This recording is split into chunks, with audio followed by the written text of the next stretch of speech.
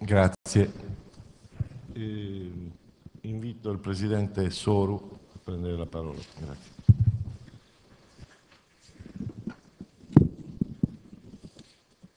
Grazie mille, buongiorno a tutti, grazie mille ancora per avermi invitato. Chiedo scusa per aver fatto un po' tardi, ero in una affollata riunione di lavoratori e sindacalisti dell'Allegler SPA, che rappresenta il settore del tessile nella Sardegna centrale. Un'eredità che questa amministrazione regionale ha avuto dal passato. È una delle tante crisi, emergenze in cui verte la Sardegna. E quindi la giornata di oggi credo che sia abbastanza un apologo anche di quello che è la vita della nostra regione, tra emergenze, tra settori in crisi che si trascinano da moltissimi anni. È una fiera che apre, cioè un tentativo di guardare, una volontà di guardare una Sardegna nuova, una Sardegna che cresce, una Sardegna che si lascia dietro il passato e che va incontro al futuro. Questa è la Sardegna di oggi, tra crisi del passato e una volontà di guardare al futuro.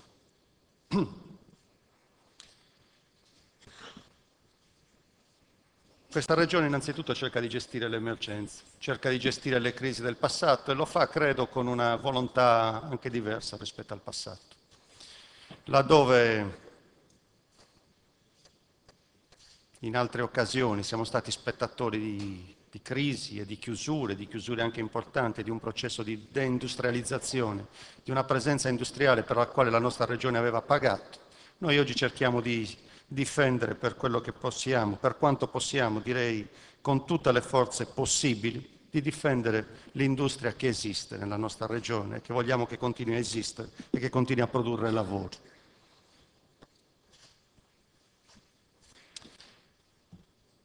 E mentre tutto va male, e mentre in molti sono tentati a dipingere una regione in questo modo, rilevo che dopo tanti anni questa regione ha riaperto le miniere di carbone del Sulcis, ha messo in sicurezza gli impianti energivori legati all'industria metallifera e all'industria del petrolchimico tra Macchiareddu e Porto Torres, che erano condizionate dall'onerosissimo prezzo dell'energia, e le ha messe in sicurezza di fatto costringendo allo stesso tavolo i produttori di energia, da Endesa a Enel, e li ha messi in sicurezza con un rapporto fermo con l'Unione Europea, presentando anche una prospettiva strutturale attraverso il rilancio del polo carbonifero di Iglesias. Mentre tutto va male, questa regione ha promosso il salvataggio di un'altra industria dell'iglesiente che si chiama ILA, dove ci portavamo dietro una crisi da molti anni e contrariamente a quello che è avvenuto nel passato abbiamo preferito continuare caparbiamente a lavorare affinché non si chiudesse ma perché si rilanciasse. Ed è di qualche giorno fa l'ennesima opportunità di rilancio di un'altra industria chiusa da tempo nell'Iglesiente, che ha un nome quasi simile, che si chiama Ali. E oggi siamo impegnati non per la chiusura, ma per il rilancio di un comparto importantissimo per un'altra zona della Sardegna, quale la Sardegna centrale, col comparto del tessile. Io non mi sento abitatore del palazzo, come a cui lei si è riferito. Non mi sento affatto abitatore del palazzo, sono abitatore casomai delle strade della nostra regione, sono abitatore degli uffici, delle assemblee, sono abitatore dei luoghi di lavoro che difendo di questa regione.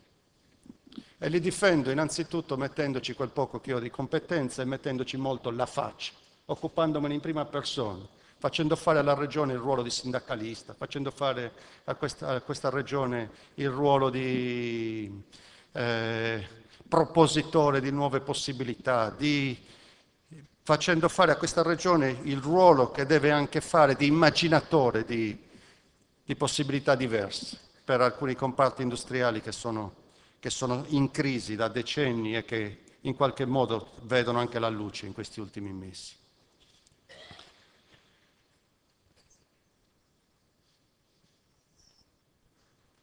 In questi mesi la Regione Sarda è impegnata nel negoziare col governo italiano e con l'Unione Europea il prossimo periodo di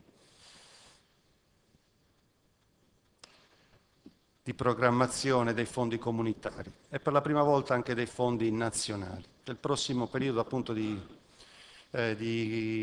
interventi straordinari, 2007-2013.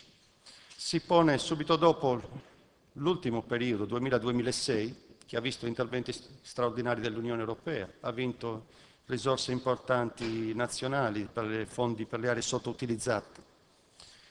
6 anni che vengono dopo un precedente settennio di risorse straordinarie. Io non so chi ci fosse alla guida della Regione Sarda, chi ci fosse alla guida della Camera di Commercio, della Fiera, delle associazioni imprenditoriali, quale fosse la classe dirigente che guidava la Sardegna. Il fatto sta che negli ultimi 13 anni, nonostante gli interventi straordinari, nonostante risorse ingenti, la Regione Sarda non si è mossa di un centimetro nelle statistiche del PIL medio per abitante rispetto al resto d'Italia e rispetto al resto d'Europa. Noi eravamo nell'obiettivo 1, quindi come in regione che aveva bisogno del massimo sostegno dell'Unione Europea e oggi usciamo dall'obiettivo 1, ma eravamo nell'obiettivo 1 perché eravamo vicini al 75%, 74 e rotti, e oggi usciamo dall'obiettivo 1 perché siamo di poco sopra il 75%. Cioè vorrei ricordare a tutti quanti che dopo 13 anni di interventi straordinari nella nostra regione, noi siamo dove eravamo. E allora se questo è successo, forse ognuno deve considerare innanzitutto al proprio interno la propria responsabilità, di perché dopo 13 anni di interventi straordinari ancora la nostra regione è dove si trovava 13 anni fa. Era sbagliato il modello di sviluppo, è sbagliata la politica regionale, è stato insufficiente l'apporto del mondo delle imprese.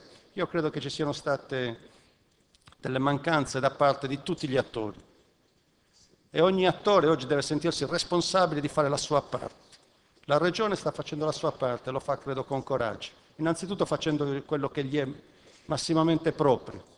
Uno, dotandosi di un governo, di un'organizzazione regionale più adatta ai tempi, e ha fatto uno sforzo importante nel cancellare enti, nel cancellare agenzie, nel cancellare società, nel sistematizzare una pletora di iniziative spesso con